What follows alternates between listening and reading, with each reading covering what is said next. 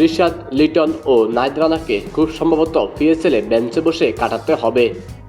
করাচিতে অস্ট্রেলিয়ার David Warner, নিউজিল্যান্ডের সাইফার্ট ও মিলনে এবং আফগানিস্তানের মোহাম্মদ নবী এক প্রকার অটো চয়েস। ওয়ার্নার খুব বাজে করলেই সম্ভাবনা থাকবে লিটনের খেলার। অন্যদিকে লাহোর কালান্দার্সে Sam Billings, Daniel Mitchell, Sikandar Raza ও ডেভিড বিশা অটো চয়েস। সেখানে জায়গা পাওয়ার সম্ভাবনা নেই রিশাদের। আর পাকিস্তানের যেই রুট পিচ, রিশাদের জন্য বোলিং করা হবে চ্যালেঞ্জিং। কোচিং পরীক্ষা দিতে হবে রিশাদ হোসেনকে। বাদ থাকে নাহিদ রানা। জিম্বাবুর বিপক্ষে প্রথম টেস্ট শেষে পাকিস্তানে যাবে রানা শুরুতেই যোগ দিলে একাদশে থাকার সম্ভাবনা ছিল অনেক।